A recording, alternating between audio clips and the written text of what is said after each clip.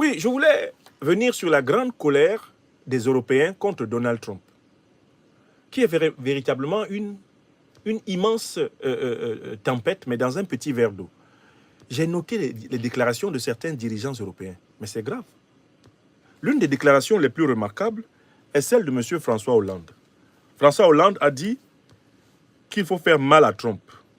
C'est du jamais vu. Je ne pensais pas que j'allais voir ça de mon vivant. François Hollande qui dit qu'il faut faire mal à Trump. Attendez que je vous fasse écouter ça. Il faut que je vous fasse écouter ça. Il faut avoir entendu ça un jour de sa vie. L'ancien président français, actuellement député de la France, du Parti socialiste, François Hollande dit... François Hollande, je vais vous faire écouter d'abord François Hollande. Je vais vous faire écouter François Hollande d'abord. Lui, c'est-à-dire qu'il m'a dépassé, quoi. Là, je me suis dit, mais est-ce qu'il est en état de modification de conscience? Est-ce que c'est son état normal? Écoutez, je vais trouver ça. Je vais trouver ces propos. Je veux absolument que vous entendiez M. Hollande. Je l'ai publié il y a quelque temps. Il a dit qu'il fallait faire du mal à Trump. Il faut faire du mal à Trump. Écoutez, attendez. Attendez qu'on trouve M. Hollande. C'est l'homme de la semaine. L'homme qui m'a vraiment impressionné. François Hollande. Qu'est-ce qu'il a dit? Voilà. Très mal. Il faut essayer de lui faire tellement mal son économie, à son wealth, and the American stock market. We are going to bring about the collapse of the Russian economy. Je vais vous faire écouter ça. We must hurt him very badly. Très mal. Il faut essayer de lui faire tellement We need to mal target his economy, son économie, à son wealth, and the American stock market. We are going to bring about the collapse of the Russian economy. François Hollande a dit que la position adoptée par Trump contre Zelensky et le lâchage de l'Ukraine doivent être sanctionnés par le fait que les Européens, les Français en particulier, entendez par là le gouvernement, doivent faire mal, très mal à Donald Trump. Il faut le sanctionner, il faut faire du mal à son économie. Il faut frapper Donald Trump à la poche. Ça, c'est ce qu'a dit François Hollande. Mais ça, c'est, une fois de plus, de l'opportunisme politique. Les journalistes ne lui demandent pas comment. Comment, économiquement, comment militairement, comment diplomatiquement, la France peut-elle punir Trump? Personne ne lui pose la question. Or, je me souviens qu'en 2022, celui qui était alors ministre de l'économie et des finances de la France, il s'appelait, eh bien, comment là, hein? Il parle d'ailleurs ici. Tellement que vraiment il ne nous a pas marqué, car son nom me sort carrément de la tête. Oui, le professeur d'allemand, propulsé ministre de l'économie et des finances. Qu'est-ce qu'il nous a dit? L'ancien ministre de l'économie et des finances de la France. Écrivez-moi son nom. Son nom me sort tellement je ne le supporte pas. Oui, Bruno Le Maire. Bruno Le Maire, merci. Le Maire a dit qu'il allait effondrer l'économie russe. Que l'économie russe allait se retrouver par terre. Pourtant, c'est la France qui s'est retrouvée pendant 6 mois sans budget. Pourtant, c'est la France qui a vu sa note financière dégradée par les organismes financiers internationaux, comme par exemple Moody's. Pourtant, c'est la France qui aujourd'hui est en crise énergétique. Pourtant, c'est la France qui a perdu sa voilure diplomatique, géostratégique et géopolitique, un peu partout dans le monde, notamment en Afrique. Alors, donc, on se demande, mais quand il parle comme ça, François Hollande, est-ce qu'il croit qu'en France, on ne sait pas que c'est en réalité le discours de l'impuissance? Je prends un deuxième qui m'a particulièrement marqué. C'est le général Yakovlev. Alors, Hollande a dit ceci, je cite encore Hollande, « Donald Trump n'est plus un allié et il pactise avec nos adversaires. Il a ouvert une rupture profonde avec l'Europe. Aucun doute n'est permis. Sa vraie cible, c'est nous et pas la Chine comme il prétend. » Bon, je vais prendre un autre personnage qui s'appelle le général Yakovlev. C'est quelqu'un qui était très chaud pour dire comment l'Ukraine allait vaincre la Russie sur la chaîne SCI TV. Nous allons lui donner la parole, le général Yakovlev. Il est très en colère. Yakovlev est très en colère et il a dit des choses incroyables. Il faut qu'on l'écoute aussi. Monsieur Yakovlev, venez là. Dites-nous un peu ce que Alors, vous pensez. Qui est pour vous Donald Trump? Yakovlev, c'est un ancien chef d'état-major de l'OTAN. Hein. Donc c'est quelqu'un qui a occupé des fonctions militaires importantes dans la grande alliance militaro-politique occidentale. Voyez comment il parle du président américain. Voyez comment il parle du président américain. Je vais vous le montrer. Le général Yakovlev. Il a vraiment dit des choses graves. Sur ce sujet-là, je vais vous le retrouver. Je vais vous le retrouver. Un peu de patience. Ça s'aligne mal avec... Le président. Non. On veut le général. Une théorie personnelle qui est que Trump est un agent de l'étranger, enfin un agent de Poutine. Vous y croyez? Une théorie personnelle qui est que Trump est un agent de l'étranger, enfin un agent de Poutine. Vous y croyez vraiment, sérieusement? Alors, qu'il le soit vraiment, qu'il soit tenu par Poutine et tout, je sais pas, mais qu'il soit convaincu, qu'il soit stockholmisé, si vous voulez, que le cerveau de Poutine contrôle le cerveau de Trump. Ça, c'est... Il a été travaillé par les services économiques. Je recommence ça. Je recommence cette séquence.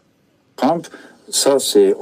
Il a été travaillé par les services économiques. C'est pas forcément. Ils ont joué sur son ego. Ils l'ont recruté sur son ego. Vous dites ils l'ont recruté. Donc, Yakovlev nous dit qu'il a une théorie personnelle. C'est que Donald Trump est un agent de la Russie.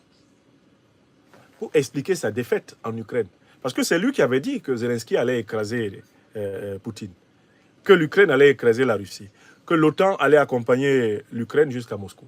Yakovlev, c'est ce qu'il disait sur LCI. Maintenant, il dit que Moscou contrôle le président des États-Unis. Est-ce que vous voyez à quel niveau de légèreté? Là, je vous ai montré un dirigeant politique, François Hollande, en train de parler de la violence avec légèreté, comme si c'est lui qui va mener la guerre. Il dit il faut qu'on fasse du mal à Donald Trump. Est-ce que la France peut attaquer militairement les États-Unis? Est-ce que l'avion du président américain peut être stoppé par l'armée française? Là maintenant, c'est Yakovlev qui nous dit que Donald Trump est un agent russe. Est-ce que vous voyez à quel point ces gens ont poussé le mensonge et l'aberration? Ils ont atteint un niveau de déréalisation, un niveau de mythomanie jamais vu.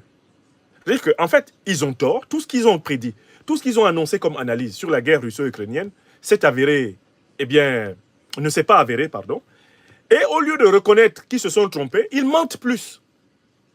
Les élites intellectuelles, les élites économiques, les élites politiques occidentales qui ont soutenu Zelensky contre Poutine sont aujourd'hui en train d'inventer de nouveaux mensonges pour, dans une fuite en avant, continuer à tromper les peuples. Yakovlev disait que l'Ukraine gagnerait la guerre. Qui n'a pas écouté cela? Yakovlev disait que l'OTAN ne ferait qu'une bouchée de Moscou. Qui n'a pas écouté ça? Alors, c'est tout le contraire qui est arrivé. Maintenant que tout le contraire arrive, monsieur décide de trouver un mensonge nouveau pour habiller ses anciens mensonges. Et désormais, c'est Trump qui est un agent de Moscou. Mais à l'allure où on va, le monde entier va être décrété agent de Moscou. Je pensais que ce type de procédé, il l'utilisait très facilement contre des intellectuels panafricanistes comme moi, parce que nous leur paraissons isolés, coupés de toute puissance étatique en tant que tel. Mais ils utilisent même ça contre un État. Comment le président des États-Unis, élu par les Américains, et qui a battu à plate couture, Kamala Harris, et qui a fait fuir l'élection à Biden, comment est-ce qu'on peut dire que cet homme-là est un agent de la Fédération de Russie? Les Américains peuvent-ils avoir consciemment choisi et voté de manière écrasante quelqu'un qui ne sert pas leurs intérêts? Là, en 2024, qui va croire en cela? Mais Yakovlev le dit, d'accord? Alors, mais la grande question que je pose, c'est que malgré tout ce que vous les entendez dire, je tiens à vous faire remarquer qu'ils n'ont pris aucune sanction économique contre les États-Unis. Aucun pays de l'Union européenne n'a pris une sanction économique contre les États-Unis. Aucun pays de l'Union européenne n'a pris une sanction militaire contre les États-Unis. Aucun pays de l'Union européenne n'a osé prendre une sanction diplomatique contre les États-Unis. Vous savez, les États-Unis ont voté de la même façon que la Russie au Conseil de sécurité. Mais la Grande-Bretagne et la France n'ont pas osé s'opposer à une résolution américaine soutenue par la Russie. Certes, la Grande-Bretagne et la France, qui sont membres permanents du Conseil de sécurité, n'ont pas voté pour, Mais elles n'ont pas osé s'opposer diplomatiquement aux États-Unis. Elles n'ont pas osé. Alors qu'il y a 3 puissances occidentales au Conseil permanent de sécurité, lorsque la résolution, américano-russe, co-signée par les administrations Poutine et Trump, est venue à passer, la France ne s'est pas opposée. La Grande-Bretagne ne s'est pas opposée. Pourquoi? Parce que ces puissances-là ont beau parler, elles ont beau gueuler, pour ainsi dire, lorsque l'oncle Sam frappe son marteau lourd sur la table, tout le monde se tient, comme l'a dit Poutine, le doigt sur la couture, et bat gentiment sa petite queue, conformément à la volonté de celui qui est le maître de Washington. Ce sont les mots de Poutine. Vladimir Poutine avait dit, vous verrez tous ces dirigeants européens gentiment aller comme des caniches, battre leur petite queue sous les ordres du nouveau chef de Washington. Donc, je tiens à vous faire remarquer que, au niveau du discours, les élites de l'oligarchie européenne, les élites politiques européennes pro-OTAN, pro-Ukraine, pro-Zelensky, le verbe est très haut comme ça, mais l'action, walou, zéro pointé, tojam. Et c'est donc très frappant. C'est là qu'on découvre leur vraie nature. En réalité, leurs sanctions ne sont appliquées que contre ceux qui n'ont pas un rapport de force bénéfique. Ce ne sont pas des sanctions justes. Les sanctions qu'ils ont appliquées contre la Russie, les sanctions qu'ils ont voulu appliquer, qu'ils appliquent contre les pays du Grand Sud global, ces sanctions, en fait, ce sont simplement les conséquences du rapport de force militaire, économique et politique. Ce ne sont pas des sanctions droites et justes et équitables. Parce que s'il fallait sanctionner les violations du droit international, l'Occident serait appauvri par le paiement des réparations. L'Occident, politique j'entends, est le recordman des violations du droit international sur toute la planète. Donc je suis frappé par la radicalité du discours anti-Trump en Europe et la nullité des sanctions anti-Trump. Ils parlent, ils ne font rien. Mais écoutez, citez-le à la Cour pénale internationale. Écoutez, empêchez ces avions de circuler dans le ciel européen. Écoutez, renvoyez les diplomates américains. Écoutez, mettez fin à la suprématie du dollar en Europe. Si vous voulez punir l'Amérique, comme le dit François Hollande, il faut lui faire mal, il faut lui faire mal, il faut lui faire mal. Mais faites-lui mal. Arrêtez de vous faire mal à dire que vous allez lui faire mal et à ne rien lui faire. Parce que tout cela, Donald Trump en rigole. D'accord? Donc l'impuissance européenne vient d'être manifestée par le fait même que le duo européen qui semblait se reconstituer à l'occasion de l'affaire de l'Ukraine, c'est-à-dire le duo entre la France et la Grande-Bretagne, l'Angleterre, ce duo vient d'exploser. Le président français a annoncé qu'il y avait eu un accord franco-britannique pour obtenir une trêve dans le conflit russo-ukrainien et aider ensemble l'Ukraine. À peine le président français l'a-t-il annoncé que le secrétaire d'État aux affaires étrangères britannique a été envoyé devant les médias dire qu'il n'y a aucun accord avec la France. Et que les Britanniques s'alignent sur la nécessité d'écouter ce que les États-Unis disent. Donc le couple anglo-américain est encore plus solide que le couple anglo-européen ou franco-britannique. Donc l'impuissance, la faiblesse, l'inconsistance de la diplomatie européenne ont éclaté au grand jour. Et j'insiste là-dessus parce que ça veut dire que les pays africains doivent saisir cette aubaine. Cet affaiblissement diplomatique de l'Europe est une aubaine que l'Afrique doit saisir pour assumer crânement toutes ses responsabilités, prendre toutes les initiatives pour rendre irréversibles les acquis de la souveraineté africaine. Cette faiblesse diplomatique de l'Europe est un moment essentiel que doivent saisir les dirigeants et les gouvernements africains, les peuples africains, pour récupérer tous les droits qui leur ont été volés. Il ne faut pas attendre. Nous sommes dans une séquence historique favorable pour les grandes décisions concernant la monnaie. Les grandes décisions pour faire partir toutes les bases américaines du sol africain. C'est maintenant qu'il faut les prendre.